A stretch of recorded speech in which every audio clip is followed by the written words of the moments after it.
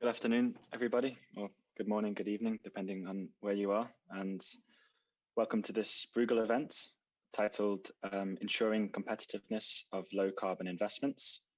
And during the event, we will be presenting a just published Bruegel paper entitled Commercialization Contracts, EU Support for the Deployment of Low Carbon Technologies. Today is July the 1st, and it's the start of a very exciting month for those of us within energy and climate inside the European Union. Why so? Because of course on July the 14th, there will be a wave of legislation being proposed from the European Commission. This builds on Ursula von der Leyen and some of the promises that were made when she came into office. And we've seen some legislation and some documents coming out so far, but really July the 14th is going to be a big day for this. Revision of the ETS, the Energy Taxation Directive, the Carbon Border Adjustment, among many others. And at the same time, within the Commission, officials are currently quite busy, as I understand, going through the recovery and resilience plans, of which over 37% should be green. So there's a big wave of green spending, green regulation all coming forward, and that puts us in a nice position for our topic today. Particularly what we want to discuss today is regarding public support for low carbon innovation, and particularly on those things which as of yet have not been incentivized by the carbon price. So while electricity generation, at least shifting coal to gas, perhaps, we've seen some progress over the last 10 years, potentially directly driven by the carbon price. There are many areas where we're not seeing the investment that we need, largely because much higher carbon prices will be required than are today. And that's kind of the topic for today's discussion. Will be one proposal for how we can incentivize investment into those kind of industries, and maybe other ideas on this. So today we are joined by three speakers. Georg Zachman is a senior fellow at Bruegel, and he will be presenting the paper. Hi, Georg. Peter Handley is joining from the European Commission. He is the head of the Energy Intensive Industries and Raw Materials Unit within DG Grow. And hi, Peter. After Georg speaks, we will be hearing some comments from Peter on what he thinks of what he has heard. And finally, we are very happy to be joined by Natalia Fabra, who is the Professor of Economics at the University Carlos in Madrid. And she is also head of the Energy Eco Lab, which brings together researchers collaborating in energy and environmental econ. Hi, Natalia. So how we will proceed is in a few moments, I will hand over to Georg, who will take about 20 minutes to talk through this paper and present the idea. Then I will hand over to Peter and Natalia for some first 5-7 minute kind of remarks on what they have heard. And then we will move into a discussion on the presentation and the broader issue at large. And for that discussion, it is important for those of you who are watching to know that you can pose questions to us using Slido. So going to www.slido.com, and then you'll be prompted to enter an event code, which is low carbon. And in fact, actually, if you're watching this on the Bruegel event page, you can see a nice little box beneath where you can also interact with Slido. So without further ado, I would hand over to Georg, who will present the paper on commercialization contracts. Georg.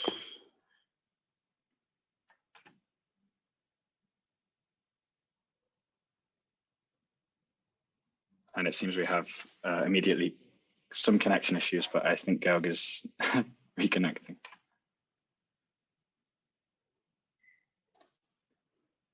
Apologies for the delay.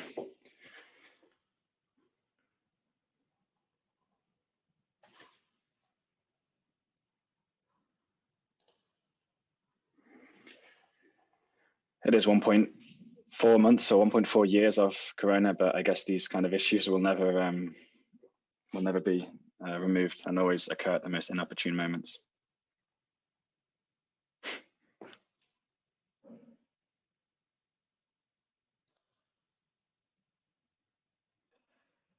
Sure, and I think we are now being rejoined by Georg, who will, fortunately we are not on BBC News, otherwise Georg will become the meme for the next few years, but maybe just within some European climate circles might become a meme. I'm very sorry, yeah. people doing repair works here. It's loud, and they have unplugged the Wi-Fi repeater. Sorry. Okay, thanks a lot, Ben, for the introduction. And I would like to indeed introduce our paper. And essentially, what we want to do is to demonstrate that that there might be a market-based European instrument that could help us a lot in bringing down the cost of certain low-carbon technologies, and that this instrument is already today rightfully gaining some political traction. So in individual member states, but also in some published and some yet unpublished Commission documents. And we would like to contribute to the discussion on the concrete design of the instrument by discussing some trade-offs on how to best implement it, but also by lining out one proposal on what we think could be a good way of introducing it. So without more conducting, I will share my screen and our slides. So.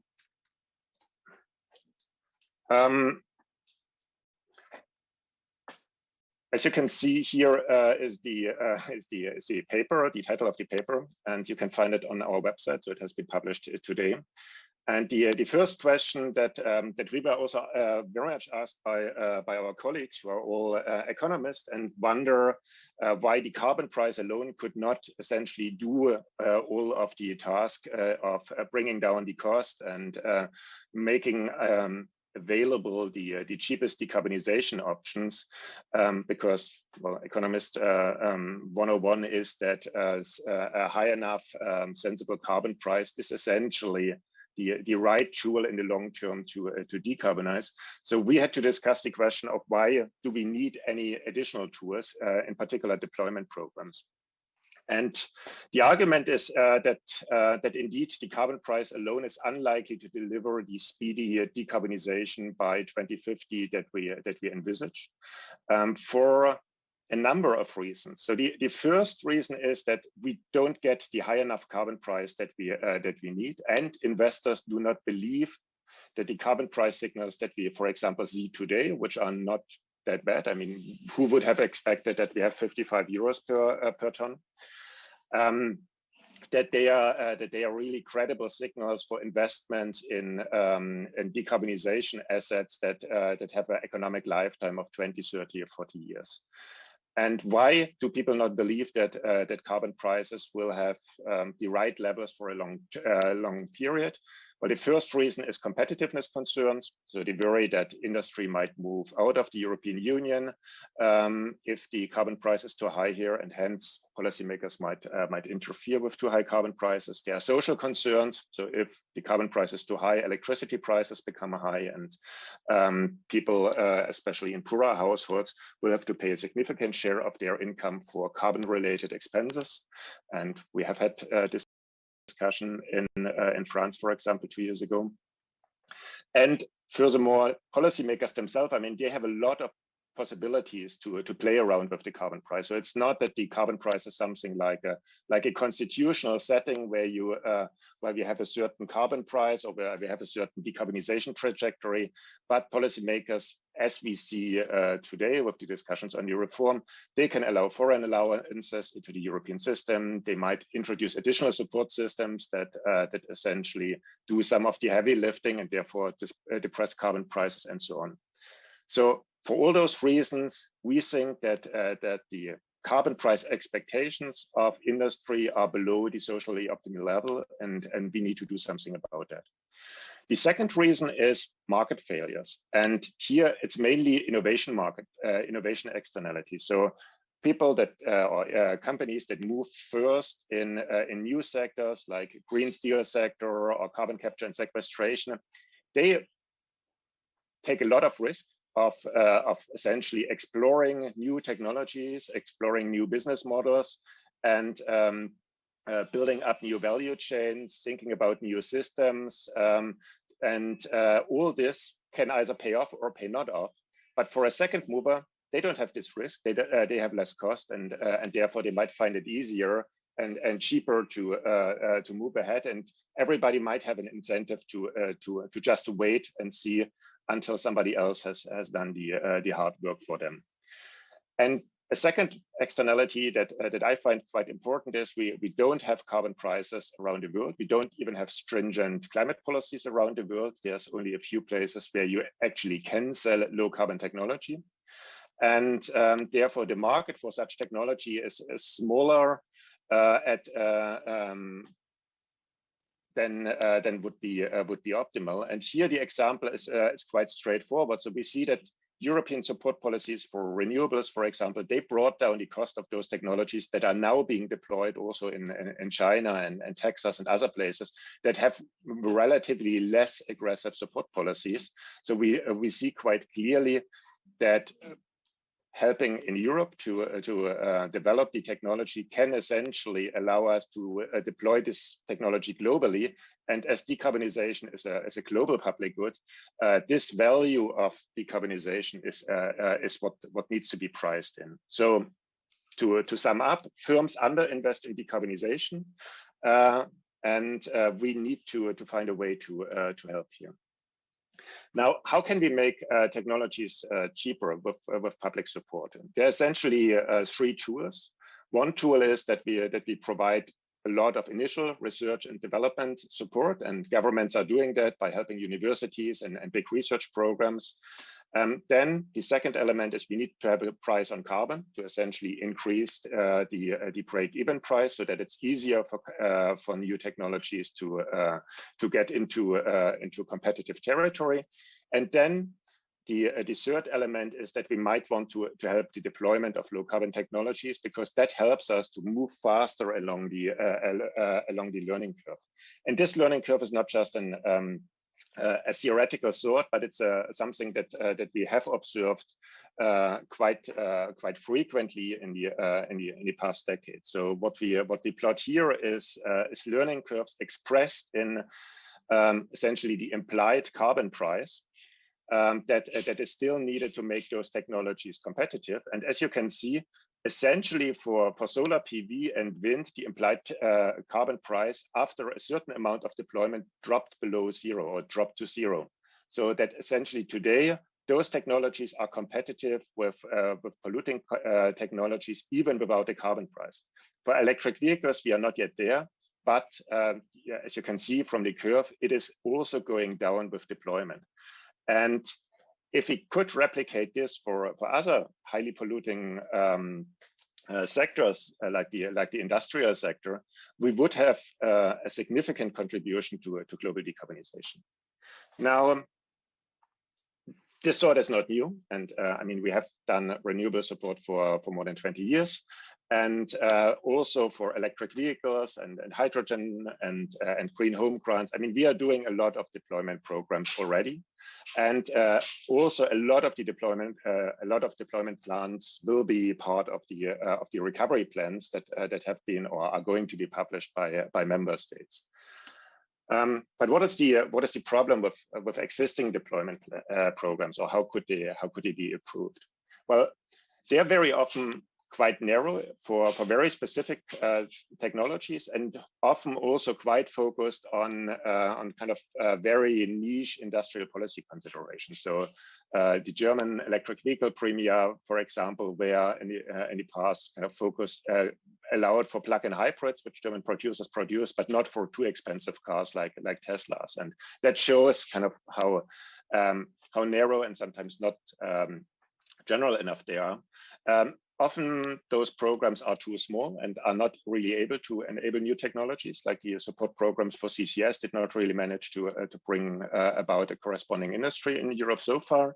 But sometimes they are also too high. So we saw that for solar PV, the support programs at the beginning were very generous and led to significant windfall profits for the producers that not necessarily translated into bringing down the cost of the technology as much as intended. Support programs are almost always national, and there is a massive risk here of a distortion of the internal market. So what we What we have is that rich countries like Germany or the Western European countries, they have deep pockets and will be able to fund such programs. And if they are able to support their industry, then essentially the gap between Western and Europe, or the richer countries and the poorer countries, will only grow. And this will, in the end, not do any good for European decarbonization and for the European single market. And finally, support programs are often only for one legislative period or so, so they are too short-lived, and therefore they have not these effects on value chains that one would want to have.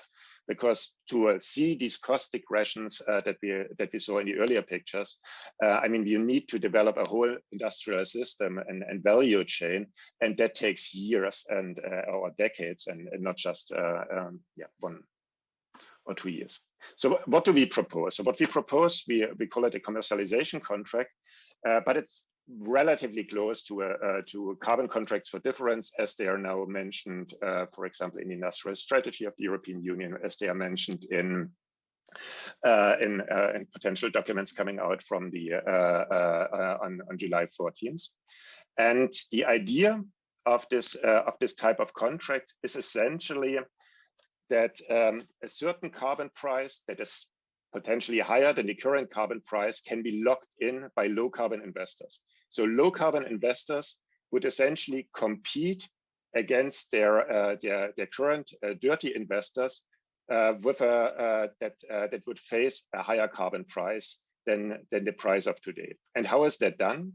It's essentially done by saying that the clean producer competes with a certain benchmark of current production. So here the benchmark is 2 tons of CO2 per ton of steel, and competes with its own production technology, which might be 0 tons of CO2 per ton of steel, and multiplies that by the price of CO2 that he locked in, for example, 70 euros versus the current carbon price. So essentially, the support level will be the 70 euro per ton of CO2 minus 30 euros per ton of CO2 multiplied with the saving that this specific project does compared to a benchmark, and then of course multiplied with the output that it's able to do at that level.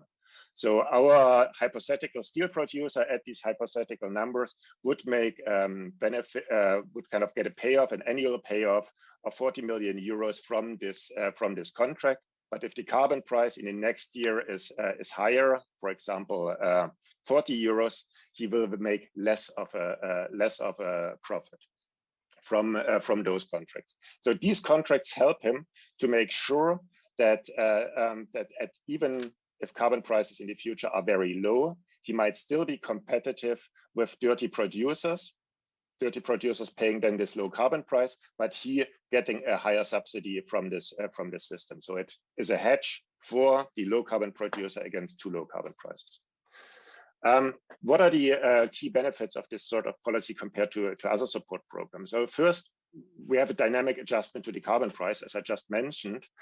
So that helps in both ways. On the one way, it reduces the financing cost for the investor by kind of giving some hedge against too low carbon prices. On the other hand, if carbon prices increase, as is to be foreseen for the emission trading system in Europe, essentially the amount of the subsidy goes down. So we have long-term convergence towards a single carbon price, which is what we want in the as economists as the first best tool.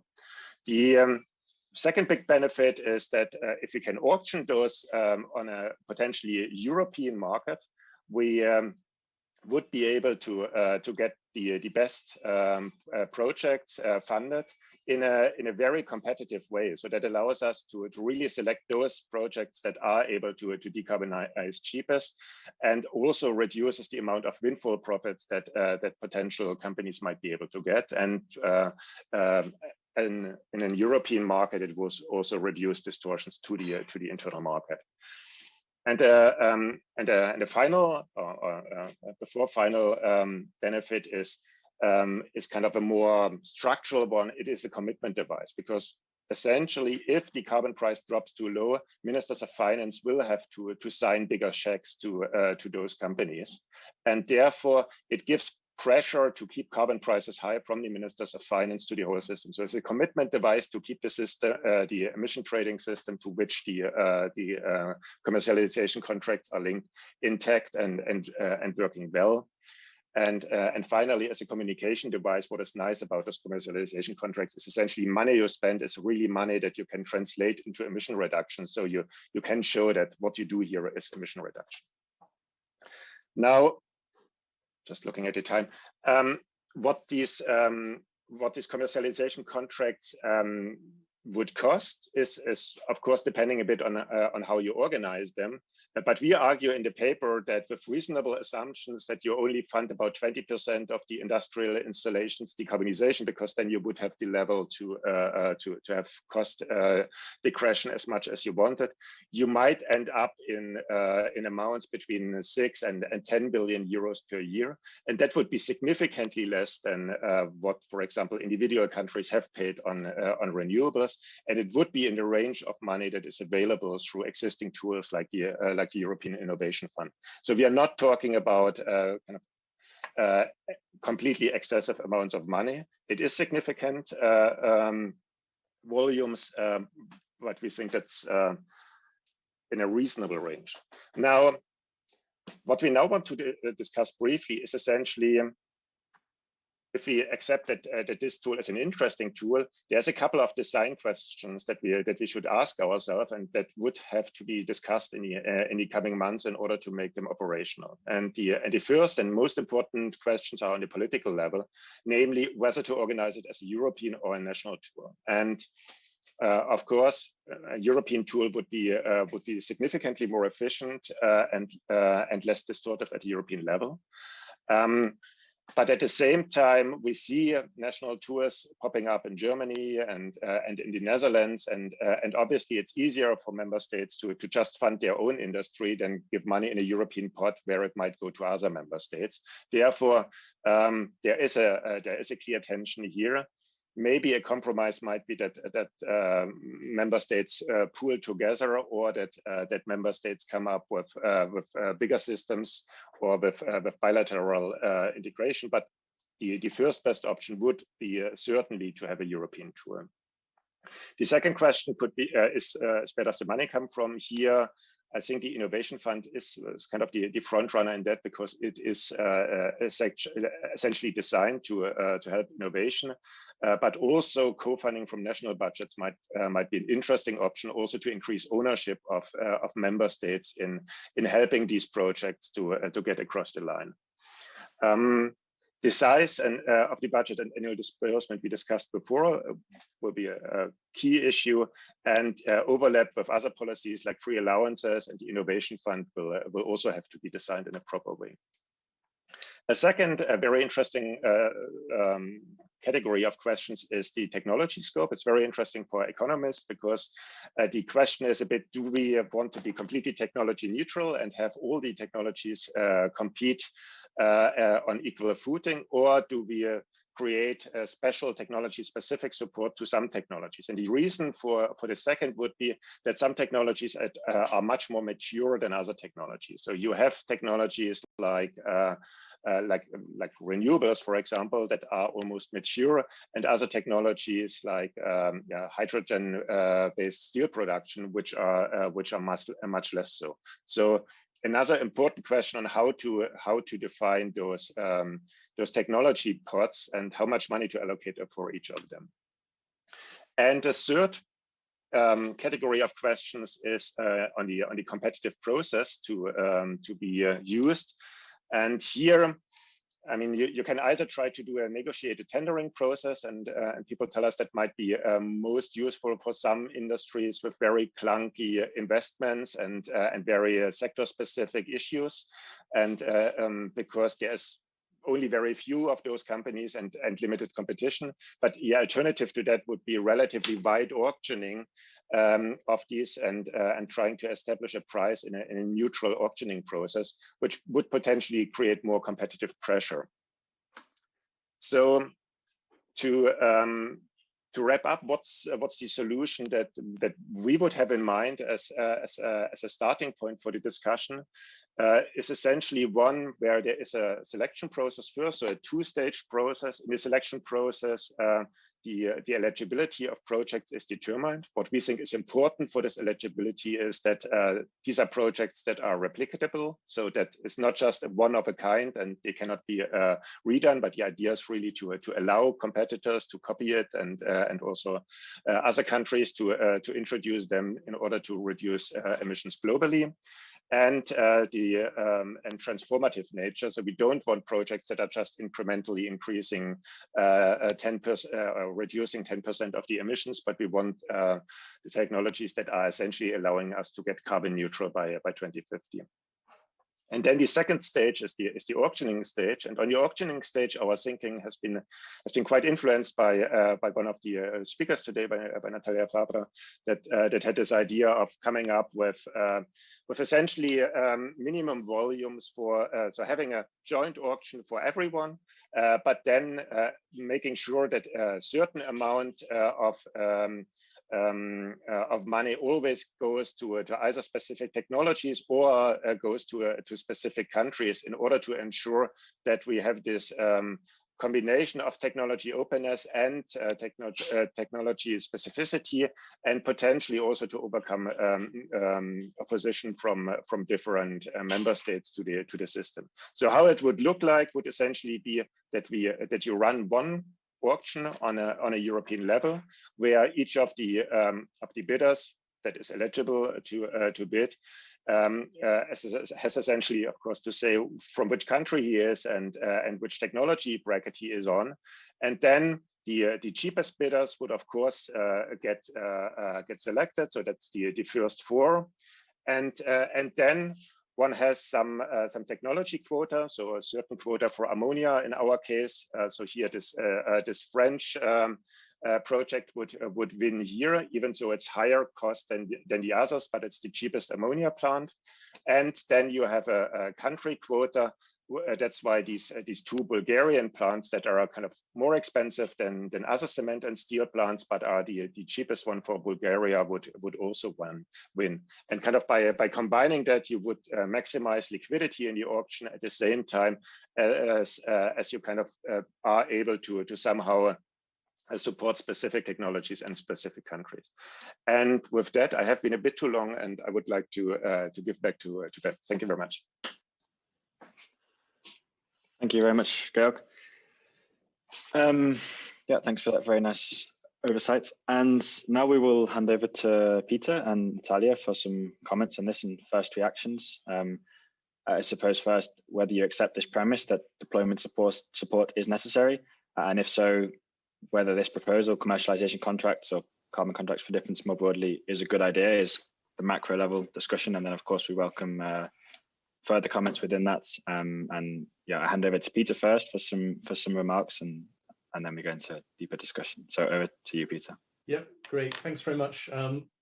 Quick answer, yes, the European Commission does support the case for helping out on the higher operating costs of these clean technologies, while you really need to create the market. So it's about creating the markets and stimulating the demand side for products which may perform exactly the same way as a classic product, but whose processes are being much more expensive to develop, precisely in order to meet our European Green Deal and other policy objectives.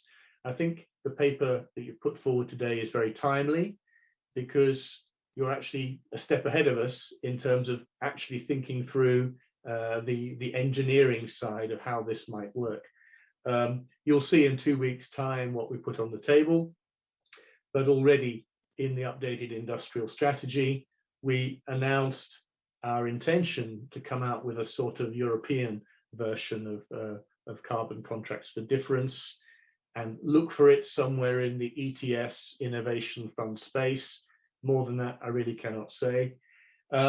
We also see that there's a room for a mix of European and national schemes, and you will probably have seen that we've put out for consultation until August the energy and environment state aid guidelines, there's not much in there about that, but there's a para 103 which talks about the cases in which to support decarbonisation of industry, carbon contracts for difference can have a useful role.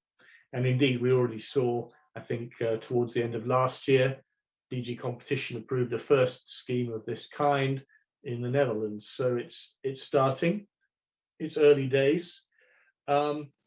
I would, however, put it into the broader context of it doesn't stand on its own. It has to be seen side by side with all the things that we're trying to do through European and national public policy action to support this massive shift towards decarbonising industry. You have to look at it alongside what we want to do on the Horizon Europe side, where we've got partnerships on clean steel and on processes for planets. You have to look at it also in the context of industrial alliances, such as we have for raw materials or hydrogen or batteries. You have to look at it in terms of what's already very busy space on the Innovation Fund, heavily oversubscribed schemes to decarbonise industry, much in there for steel, non-ferrous metals, cement, chemicals, and hydrogen again. Also, let's see how the new InvestEU Europe programme gets off the ground. This allows for lots of de-risking type approaches towards these new decarbonisation of industry schemes. And there's a big thing there, the one-off resilience recovery funds, where we've strongly encouraged member states to put decarbonisation of industry and other things to reduce critical dependencies in their planning. And we're looking very carefully, and we're currently collating exactly what the member states have put in there for things like steel, hydrogen, critical raw materials, and so forth. Final word, we're also now going to push forward with one of the things that we announced in the updated industrial strategy. That's to develop transition pathways for each ecosystem. And in a couple of weeks' time, a week after Fit for 55, we will have a meeting of the high-level group on energy-intensive industries, where we will start the discussion about how we develop a pathway for this ecosystem, which covers both the energy-intensive industries, the raw materials, the forest-based industries, to go green, digital, and become more resilient. So it's quite a challenging task, but bearing in mind that 2 years ago, the same group came out with the master plan on how the energy-intensive industries could achieve climate neutrality and circularity, a master plan which also called as one of its recommendations for carbon contracts for difference. I think we start from a good place in terms of understanding what's needed for the decarbonisation, but I think we have to do a lot more work on the digitalisation and addressing the strategic dependencies and weaknesses in the value chain dimension. With that, thank you very much. Thank you very much, Peter. Very interesting insights. I hand over to Natalia for some first comments on the draft. Again, if you think we need the deployment programs, whether it's a good idea, and some additional macro level insights you might have on this first side. So over to you, Natalia. Thank you very much for having me here. I fully agree with what has just been said, and I would like to congratulate you for the proposal, which I think has very interesting and insightful ingredients. I think the experience with renewables has taught us quite a lot about really the value of supporting technologies in a very initial stage, because that support is really what pushes down the learning curve and allows us to have and benefit from currently much lower costs. This development wouldn't have taken place without the support. And we might be at a similar stage regarding all the technologies, all the low carbon technologies, certainly storage or hydrogen or other greener versions of raw materials or products that are currently being produced with emissions. They are needed, and I think Gary's presentation was very clear about that.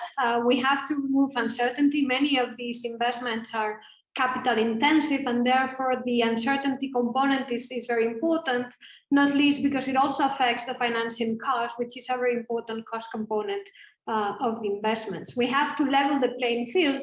We have to equalize the cost of the emitting and carbon-free technologies, otherwise they would not be able to compete in the market. And I think these the properties of the contracts that you are proposing allow both to remove part of the uncertainty of these projects and allow to level the playing fields among the various technologies. And on top of that, I would like to stress something which I think is very important. If we are to compare different types of support schemes. So let's think, for instance, about hydrogen.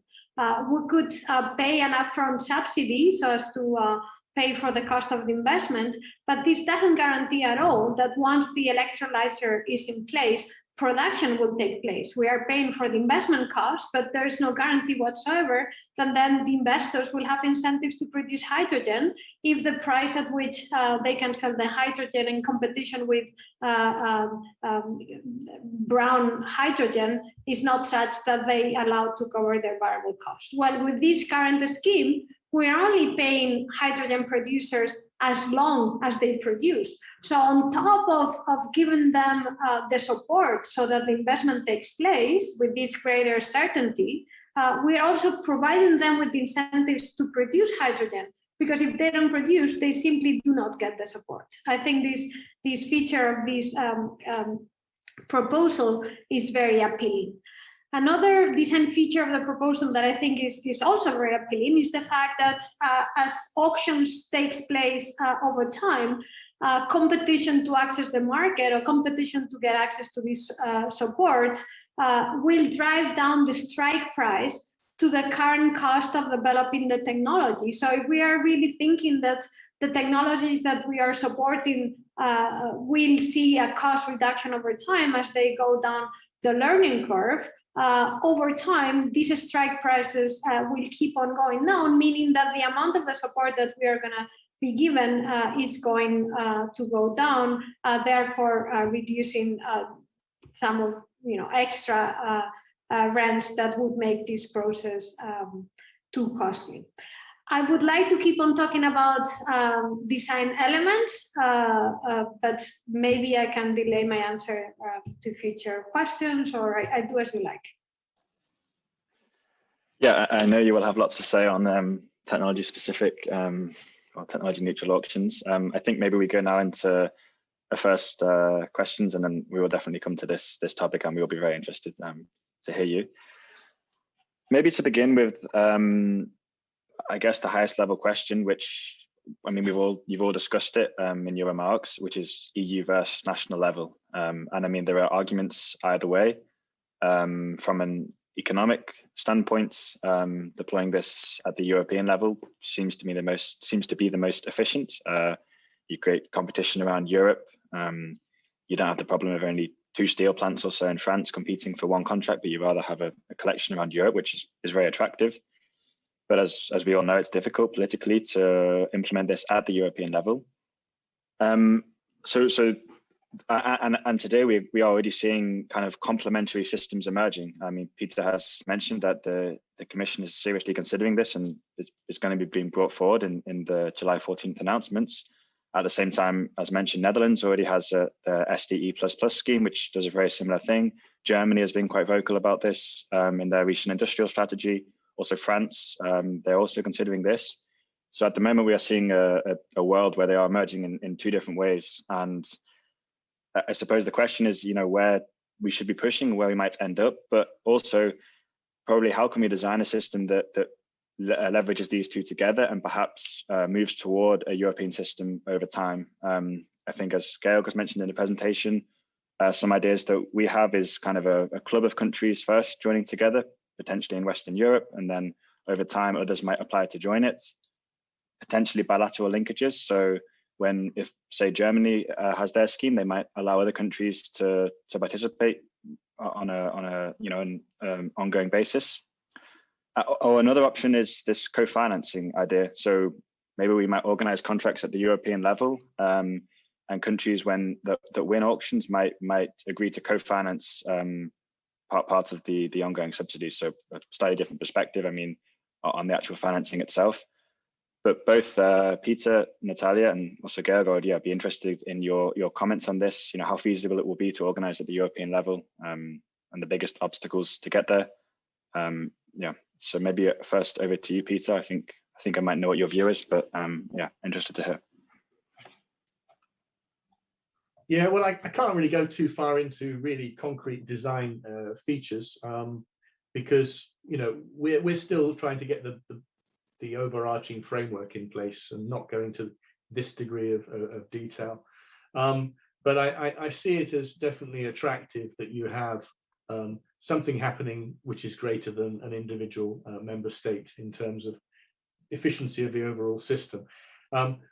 One thing that we are also, of course, putting in place are these important projects of common European interest, which by their very nature are minimum of 4 member states and many industries, and which are already supposed to have a spillover effects.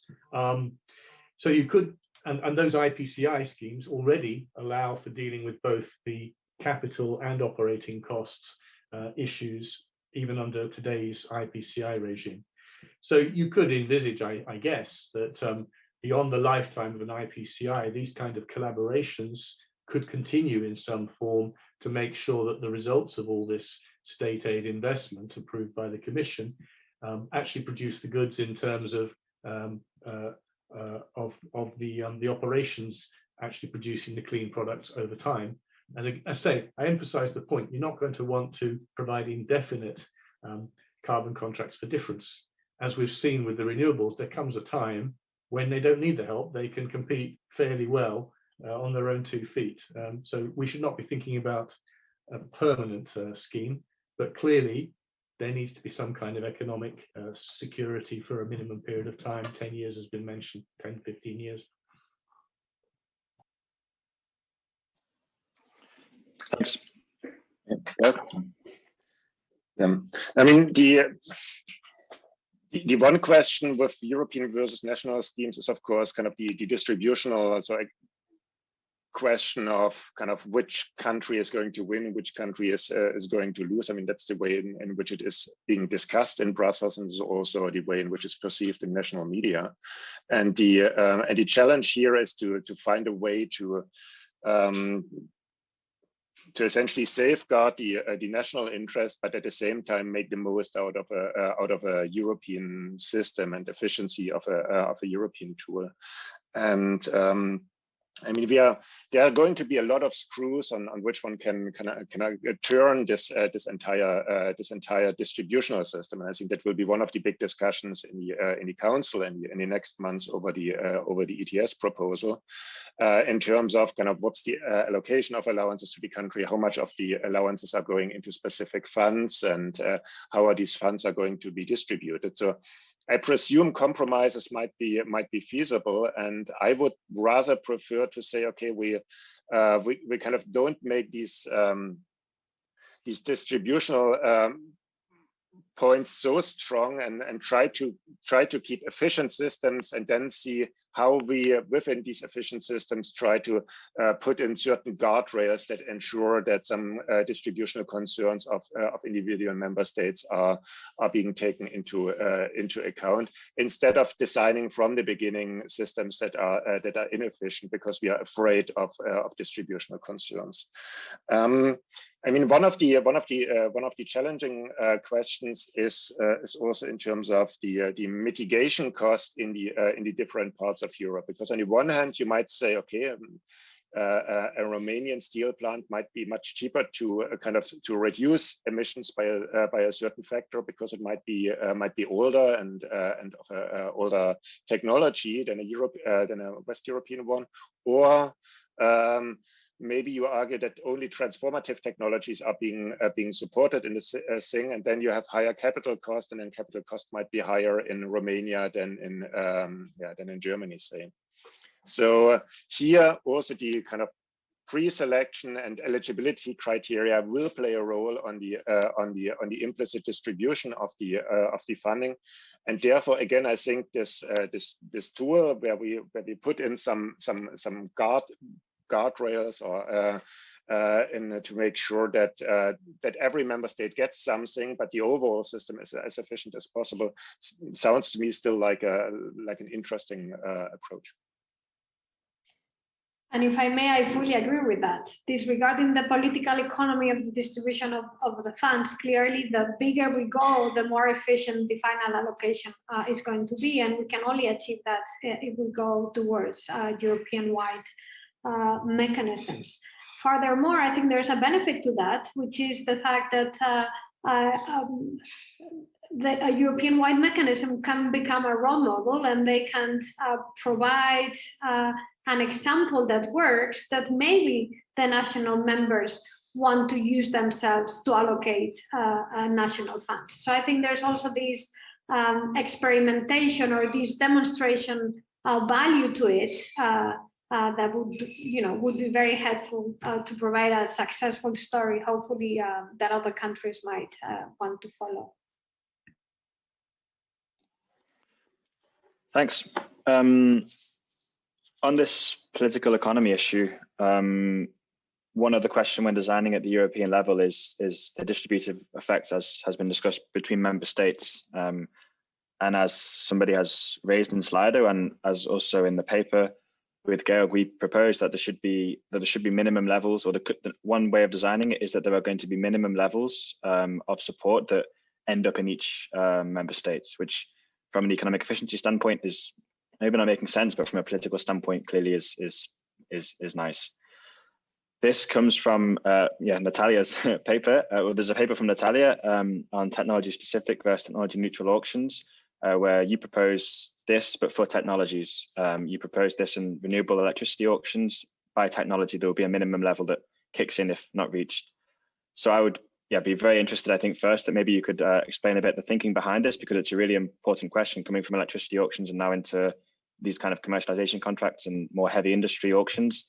Explain that a bit, and then maybe I'm interested to see what you think on this idea on applying that principle to the member states. Okay, thank you. Let me just clarify that I don't want to take the credit for these auctions with minimum technology quotas. In reality, it was the Spanish government that designed the last renewables auction that took place in January. So they designed this auction being technology neutral with minimum technology quotas for solar and wind. So the auction was a 3,000 megas auction for any type of renewable, with a minimum of 1,000 for solar and a minimum of 1,000 for wind. So we analyzed this design, and we came to the conclusion that it was close to being an optimal mechanism. And let me try to explain why this is the case. We show that there's a trade-off between technology-specific auction and technology-neutral auction. And clearly, when I refer to technology neutrality, we could replace technology with country-neutral or location-specific auctions, right? If we are discussing about this issue of the European dimension of the auctions. It's not clear that technology neutrality is always the best mechanism to use. And the reason is that we might end up paying a high price to technologies or to locations that are much cheaper if the market clearing technology or if the market clearing price in that auction is being set by a high cost technology. So if we really care about the social cost of public funds, if we really care about excessive rents being left out for the investors, these type of technology neutral mechanisms might not be good. They might be selecting the efficient allocation of the investments from a cost perspective, but not taking into account the social cost of these public funds. So when is there a higher risk that these technology neutral auctions give rise to excessive rents? Well, the more asymmetric the technologies are ex ante, the more likely it is that the low-cost technologies are going to be overpaid by the market clearing technologies. And the same applies to countries. So if we think there's a strong asymmetries in the cost of deploying a low-carbon technology across European states, then by running a fully technology-neutral mechanism across Europe, it might become simply too costly. We are going to be given too much support. In those cases, it might be better to run technology-specific options or country-specific options so that the cheaper countries get lower support and the more expensive countries get higher support. That doesn't result in also high support for the cheap countries. So this trade-off between minimizing costs through technology neutrality and minimizing rents through technology-specific auction can be somehow balanced if we run this type of technology-neutral auctions with minimum technology quotas. Why is this the case? Because the minimum technology quotas will be binding precisely when the cost of these technologies are very asymmetric, which is precisely when we want to go technology neutral to avoid these excessive rents. And these auctions will result in the same technology neutral allocation only when the cost of these technologies are closer to each other, which is when the risk of given too high rents is being minimized. Somehow, these auctions with technology minimum quotas give rise to a compromise, strike the balance between these two conflicting objectives. And on top of that, if we are discussing about the European-wide dimension of these auctions, it's also a way to make sure that there's an ex-ante distribution of the funds that is somehow more even.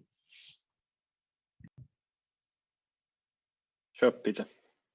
Yeah, no, when I heard the presentation and now I hear Natalia, this is one of the ideas that I find very interesting. And we'd like to hear more about this side of it in the Commission, because obviously we want the most efficient system, but we also want fairness and equity as part of the picture. And although we always say everything's got to be technology neutral, that's a little bit of a mantra, because sometimes we're not technology neutral. Otherwise, we wouldn't be having a hydrogen alliance and hydrogen IPCIs or battery IPCIs.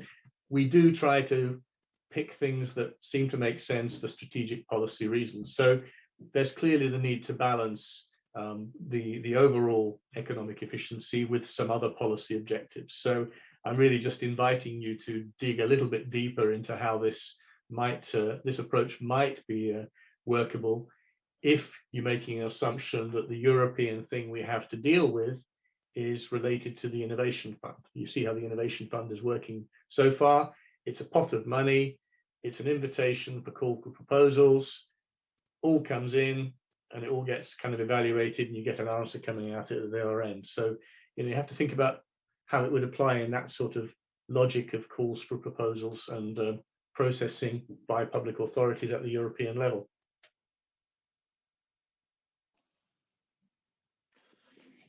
Peter, I also wanted to ask more on the Innovation Fund now that you bring it up, because these kind of questions already must go on under the Innovation Fund, right? There are, I think, 5 different criteria which to rank proposals when they come in. And these kind of questions must already be being answered. I think CINEA is the agency who works on this. I know that you're not the DG working directly on this, but I wonder if you think there are lessons that can be drawn. I think only the first round has gone on. Are there lessons that can be drawn? And again, probably ask a question that you can't answer because it's a design question, but I'm very interested in how these two things could coexist. So I think there's some school of thought that maybe sees the Innovation Fund acting on technologies with lower technological readiness levels, and then you might transition or couple this with commercialization contracts at later stages. Is this kind of idea possible, or yeah? Well, yeah, you should really be talking to Christian and his team in DG Klima about this. They've just announced the fact that they've got 66 projects in for the second stage of what was the heavily subscribed first call a few months ago.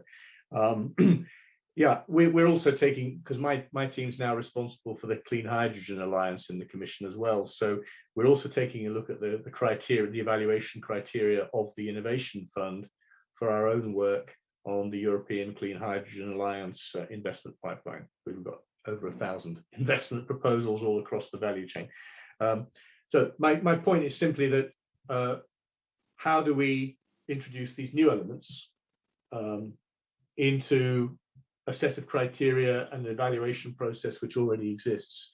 But that's a discussion that needs to be involving our colleagues from CINEA and DG Klima once the Fit for 55 is out and under discussion in the Council and the European Parliament. And then when stakeholders and expert organizations such as this one can introduce their thoughts while the co-legislators are actually addressing these issues. So there's room to introduce these kind of ideas potentially in that process.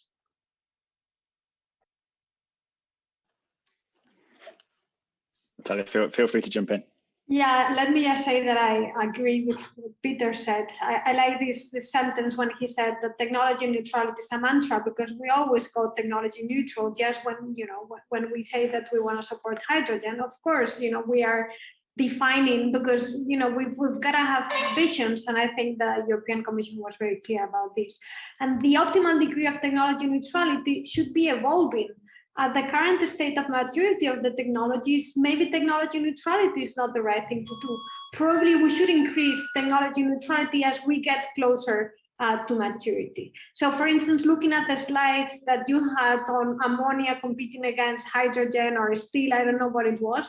For me, it was too much of a melange. There were far too many different things within that figure. I would make hydrogen projects compete against hydrogen projects. Of course, without specifying exactly which is the type of electrolyzer that you should have. So not really going down that road, but probably not as broad as what you had.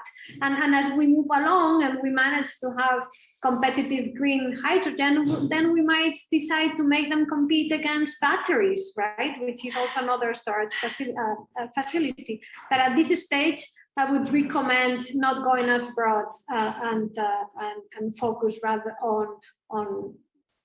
It's difficult to say, right? But don't have steel compete against ammonia. Maybe to push you a bit on this question, Natalia, also with a question from Howard Chase on Slider, who asks pretty much this: on auctions by technology, well, do you mean the manufacturing process, product, e.g. ammonia, cement, or the technology that you used to produce this? And that's one question that in the paper we considered. And our proposal was to, again, as economists, quite optimistically probably, to try and group things by rough marginal abatement costs, knowing that it can't be perfect. So you might start with kind of, so we would be neutral between technologies and sectors. So you could have different sectors of different technologies competing against each other, but around those things that come, say the 70 euro per ton CO2 mark, so some of the cement production. And you might have another one at 120, which is some of the more ambitious stuff. Yeah, and that's kind of how we thought about it. But from what you were saying, if I understood correctly, you might see rather by grouping by sectors. So you would see ammonia competing against ammonia products and steel against steel from hydrogen, steel from electricity, etc. Yeah, maybe you can elaborate on this. Yeah, I don't think I can give a single recipe. Sure. But I think that while it is true that one of the objectives is to promote carbon abatement, and therefore you might want to focus on the cost of carbon abatement, but there's other market failures that you might want to address. One of them is learning economies, right? So maybe the stage of maturity of one technology, or the one that you can get for producing one product is not the same as for another one, or there might be other type of externalities, either economic or social. So I think one really needs to understand why are we trying to support a certain process, and these will tell us, these together with the assessment of the cost, because you don't want to have technologies with very symmetric costs competing together, because that would give rise to high rents. These will tell us on a case-by-case basis whether you want to have ammonia competing against steel, or whether you want to just have an option for steel producers, or just want to have an option for green hydrogen producers. So I don't think there's a single answer to this question, but rather we should be able to develop some criteria that provide guiding principles to decide on a case-by-case basis whether you want to go through a broader or larger technology definition.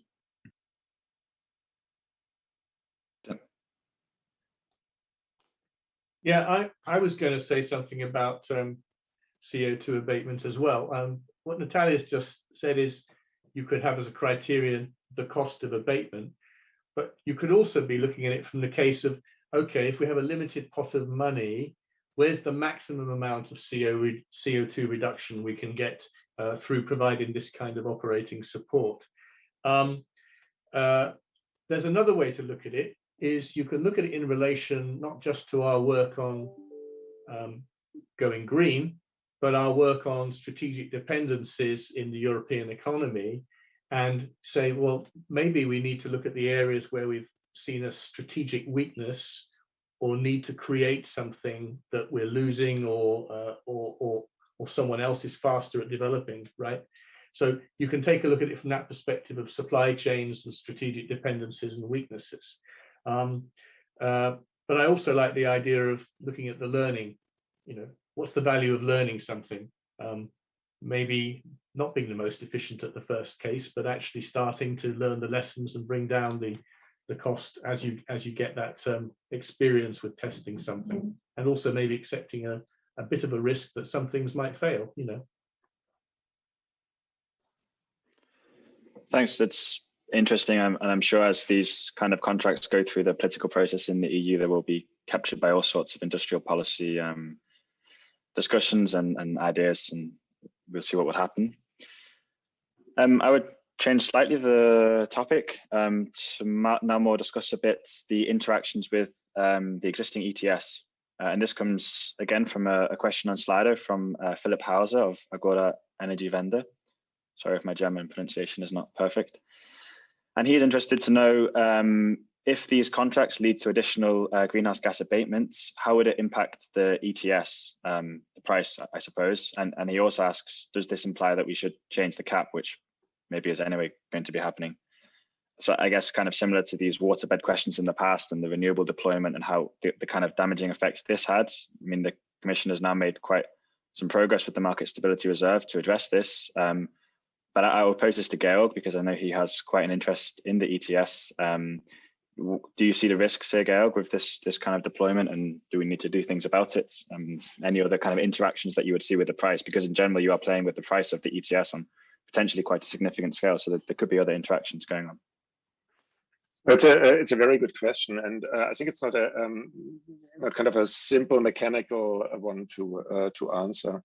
But let me start mechanical, nevertheless. So what I would argue is that if we put now in place a cap that is essentially in line with our targets of full decarbonization by 2050 and meeting the targets in 2030, and introduce kind of that into the ETS, then we will have certain prices in the ETS. And if we have additional policies that kind of change these prices because they reduce decarbonization costs, then that is more a feature than a bug, in my view. So it essentially says that, okay, public policy is now confronted with maybe prices that are seen as very high, and then they're trying to find additional tools in order to speed up decarbonization, reduce the cost for our industry, and to decarbonize. So therefore, as long as we manage to set up a cap that is in line with our carbon budget, then I don't see the need for additional kind of drawing out of allowances in line with that. And then in terms of the price impact, I think it's more complex than just saying, okay, you now support certain technologies that are low carbon, that are then potentially reducing the ETS price.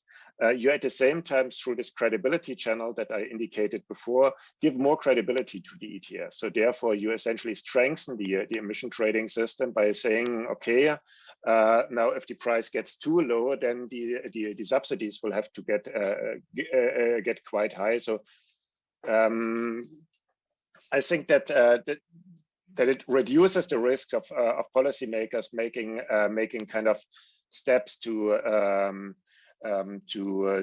reduce the stringency of the ETS in the future. And I think we will have this discussion on international allowances. We will have discussions on linking with other countries, on inclusion of sectors, linking with different sectors. I mean, it will be a living system, a living policy system that is not where we just don't put kind of something in stone and then everything happens mechanically. So therefore, potentially this credibility element outspeeds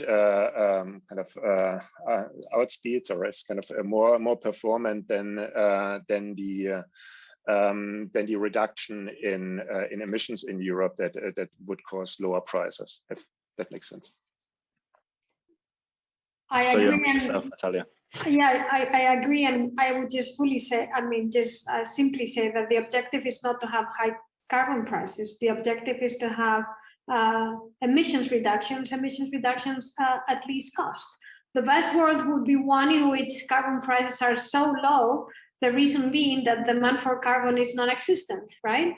So high carbon prices is just a mean, but we have other means. We have other policy instruments such as this one that also address all the market failures that are carbon neutral. Carbon price alone would not be able to address. So we should be concerned about carbon emissions, not so much about the carbon price. I would tend to agree. I mean, our primary task is to get X million tons of carbon out of the European economy by 2030 and 2050. That means that we, with our Fit for 55, really need to get a stronger push to get industries and other sectors to decarbonize faster than they have been. And if these carbon contracts for difference help to bring down the total cost of decarbonization, well, that's a good thing. That's what we want.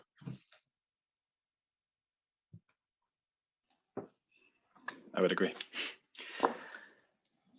At the European level on raising funds for this, again, comes a question potentially relating to ETS prices, because when we thought about this, one of the ways that we thought might be politically acceptable is using ETS permits in a way that the Innovation Fund does currently, rather than going through the EU budget, which is going to be politically difficult. I would be interested in do you think that's a sensible way to raise revenue for this kind of thing, or should we rather be going through the budget or otherwise? And B, again, this is back on the linking with the ETS price, which is something we discussed in the paper, which is this vulnerability to price movements. So already, member states, they receive some money from the auctioning of ETS permits, which of course is dependent on the price. If we implement commercialization contracts, Georg has explained why that's a nice thing as a commitment for higher carbon prices, but at the end of the day, it would be a fiscal cost if prices decrease. You would require larger subsidies to be paid, and if you were funding this from ETS permits, you would end up with lower budget for this. Maybe Georg, you might begin on these where you think we should be getting the money from, and if it is ETS permits, then how do we need to think about this risk?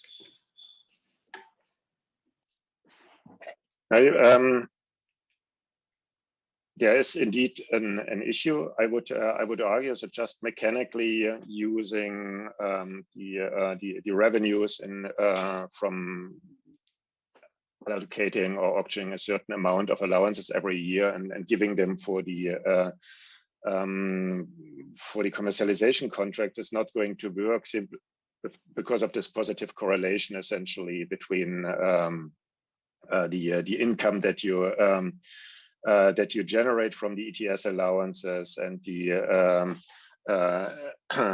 or negative correlation and the cost of the system. So you would need to find some way to buffer that, and whether that can be through banking operations or through forward selling of allowances. So giving a mandate to the EIB to do that, or some other financial operation. I cannot tell at that moment. I'm not a financial engineer, but I think there is something that needs to be thought through.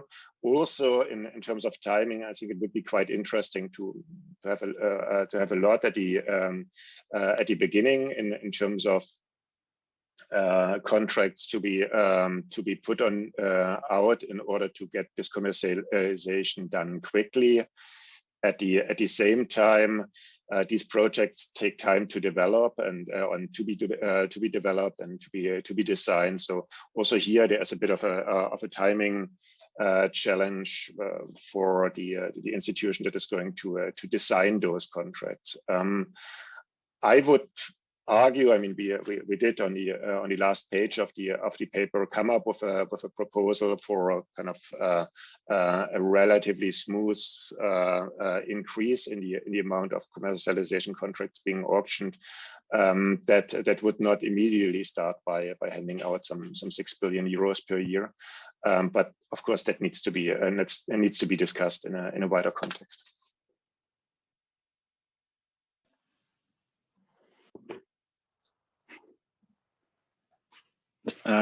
Natalia, Peter, no thoughts on this, which is fine. Peter, then I would, there was a question I wanted to ask you earlier, which you began to get into, which is on this OPEX versus CAPEX question. And again, as I keep saying from an economist, from an economic standpoint, if you provide the correct OPEX subsidies and investors are able to hedge risks in markets, then theoretically you should be able to offset upfront capital investment through OPEX, I would argue, using this. In reality, maybe that's not the case. And in fact, whenever we speak to industry, they tell us that's certainly not the case, and they would like both CAPEX and OPEX support. The Innovation Fund indeed does both. It provides, I think, 60% OPEX support and at the same time some CAPEX support for projects that are chosen. Can these kind of commercialization contracts for projects that maybe are not still, very low technological readiness, they have developed a bit and they're not facing this really kind of initial sort of do they work capital risk questions, but they're more facing these financing kind of problems. Can only OPEX support on its own suffice, or will we always be in a world where these commercialization contracts are going to have to coexist alongside also public funding for upfront capital costs? I don't know. It really depends. I mean, in some cases, you might not need either. I don't know if you've seen the announcement a few months ago of H2 Green Steel in Sweden. It's not asking for state aid. It's not asking for any European public funds. And they seem to think that they can produce 5 million tons of green steel pretty quickly, generated from hydrogen, simply because they've taken a different approach, which is they've locked in their off-takers already. So you've got the investment largely funded by downstream manufacturers who've decided that they want to be able to say they're using green steel in the products they sell. So, ideally, that's where you want to be. The business case makes itself so strongly that we don't need CAPEX and OPEX or one or the other. But I think by and large, what we're seeing for most of the breakthrough technologies for the energy intensive sectors is they're still some way off from that. Many of them are still lingering around the low to middle TRL levels. But we're hoping that certainly from 2025 onwards, practically all of these sectors have got some technologies that are ready for the risk of going to a large pilot / demonstration facility where you're going to need both of these things, right? So I'm not able to envisage cases where you only need help with the operating costs, because I think if they manage to get the whole CAPEX up and running, it means they see a business case for doing that. So why would they come afterwards and say, oh, we got our sums wrong, we need help because we can't sell our product? That's not an economist's view. I'm not an economist. Thanks, Natalia. I think that's a very interesting question, and for various reasons. So I think good reasons for paying for OPEX. I already said that. Sometimes you give support for the upfront investment, and then if the variable cost of this low carbon technology are even higher, just looking at the variable cost as compared to the variable cost of producing the same commodity with a high carbon technology, then maybe you have the investment in place, but you have no incentives to produce it because the current market price does not even cover your variable costs. So I think that given support that is conditional to production is something which is positive. However, I'm concerned about the fact that somehow you have to recover your investment costs through this support, and the amount of output that you're going to sell can well be very uncertain. So this is not the case, for instance, when it comes to renewables, because renewables typically, if you invest in solar PV in a certain location, you can more or less predict what the average production you're going to have during your lifetime. But when it comes to hydrogen, do we really know how much green hydrogen these plants are going to sell? So it might be difficult to compute what is the strike price that allows you to break even, because that computation requires an assessment of how many kilos of hydrogen you're going to sell. So maybe a combination between CapEx and OpEx is good. And maybe this is something that it's not us who should decide about it, but we can let the market decide about it. So you could design an auction in which bidders propose payments which is fixed regardless of output, and a payment which depends on output. So the bid would be a combination of these two elements, and then the auction could be designed in such a way that you select the projects according to this pair of OpEx and CapEx. And we could look at some examples, including the central bank liquidity options in the UK, in which bidders were offering different interest rates depending on whether they were offering good or bad collateral. So in principle, there's potential auction designs that would accommodate for this and give some flexibility to the bidders so as to express whether they want to have more OpEx and more CapEx. A somewhat related thought, kind of we're talking about OpEx and CapEx now, but there's also other support instruments out there being discussed, like public procurement of green products and other things. And I'm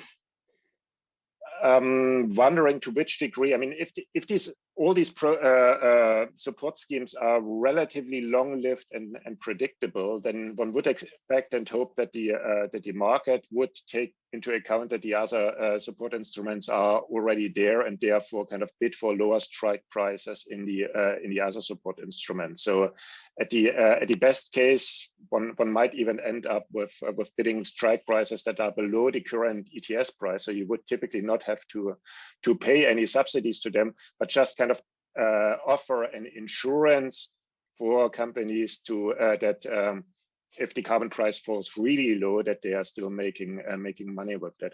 So I think this for the policy overlap, I would be a bit benign, hoping that that is not going to be a huge issue as long as the policies are relatively predictable.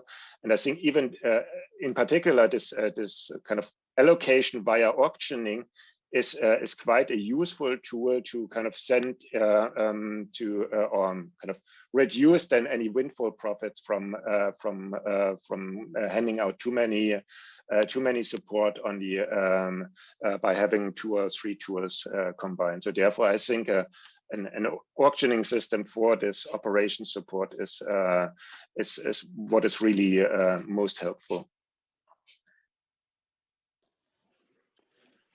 Can I ask something to you regarding your proposal? So why is it that you've decided to move from contract for differences to just one-way contract for difference, and therefore let investors keep the high ETS prices? We were essentially thinking that what in the end matters is the strike price, and we would hope that investors essentially then bid lower strike prices if they have an upside from higher ETS prices, and that it's more kind of so investors would have higher upsides from their investments, but would just protect against the downsides. Would you think that that full-scale contracts for difference where investors have to pay something back has any advantages over that? Well, I understand your point, but the upside of having high ETS prices, that adds more uncertainty. So at the end of the day, you're going to be paying this additional risk premium. So I tend to think that for this type of investments, the more risk you remove from them, at the end of the day, the lower the overall costs are. So while it is true that the strike price is going to go down if you allow them to keep the high ETS prices, I think overall the cost for the consumers are going to be higher than if you allow for full insurance. I think from a political point of view, it's also more, it's easier to sell that not only you are giving them support and you are letting them keep the high prices, but also consumers benefit from having a hedge in the sense that they won't have to pay so high prices if prices go up. So in that sense, I think it's also better. This is why I tend to prefer full two-way contracts for differences than a single one.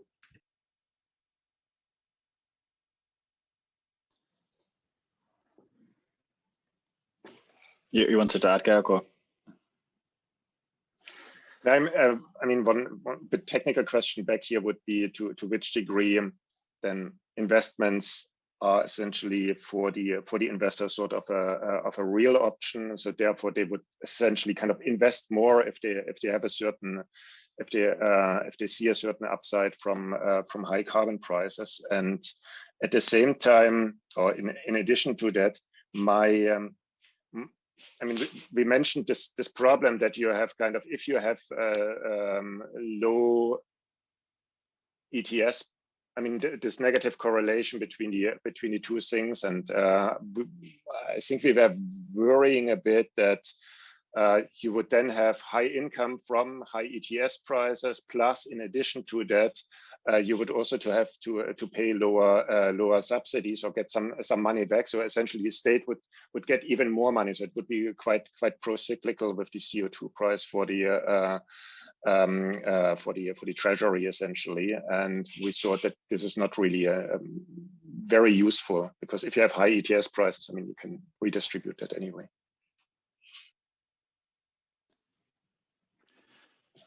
Thanks.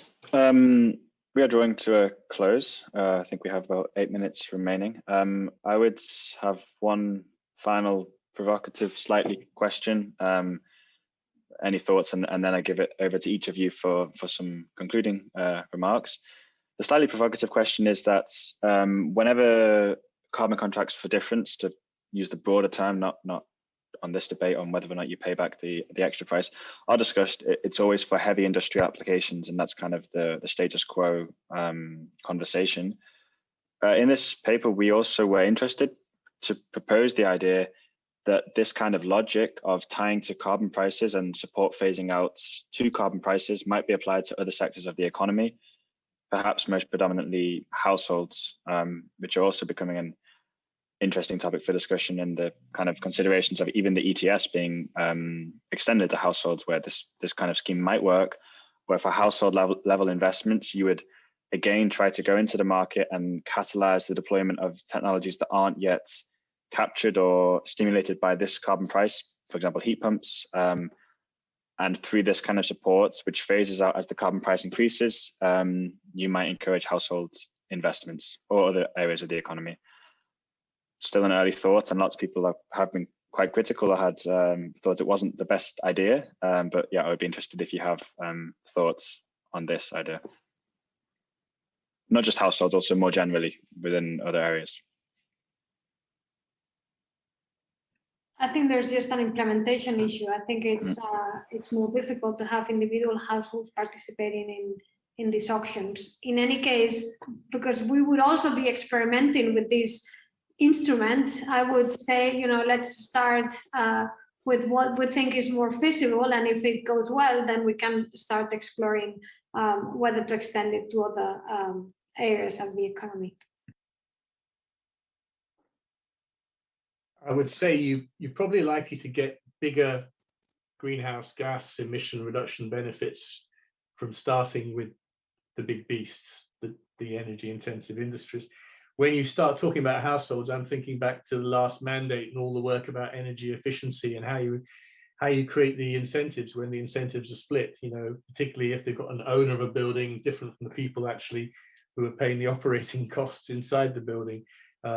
And I don't think we found magic solutions for the energy efficiency of buildings. So bringing in all the other elements, I think this too disaggregated an approach is not the place to start.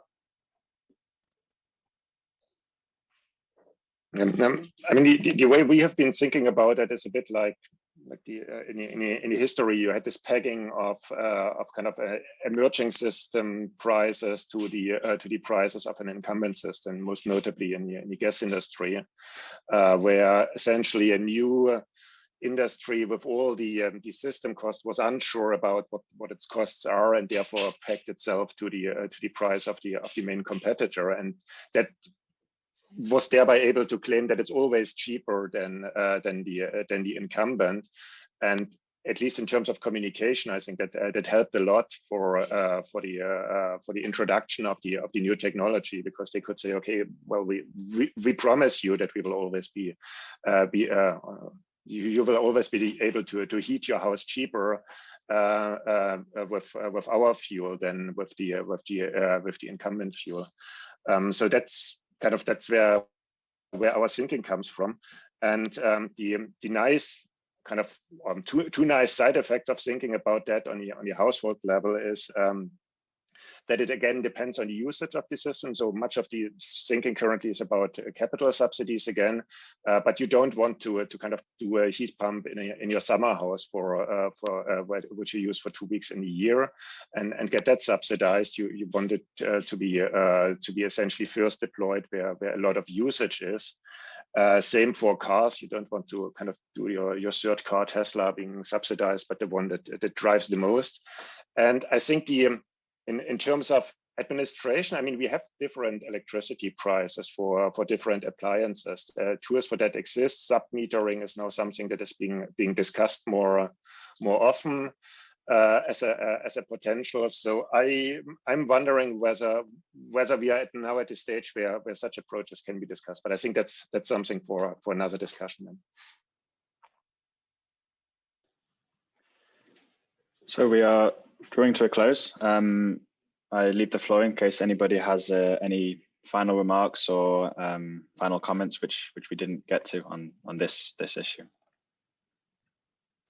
Let me just say very briefly that I like saying that we need as much institutional innovation as we need technological innovation. And I think this is a great example of one of these innovations that we need from the regulatory point of view that I hope will certainly help in pushing for a least cost energy transition. So thank you very much for your contribution.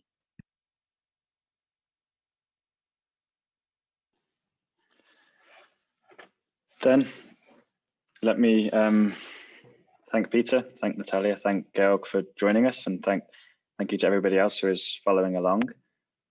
The paper, Commercialization Contracts, can be found on the Bruegel website now. I should mention Natalia's paper, which, if I remember correctly, is titled Technology Neutral versus Technology Specific Auctions, is available, I'm sure, by a Google search, and I can certainly recommend it's very interesting. From Peter's end, I guess on July 14th, we will have lots to read, which I look forward to.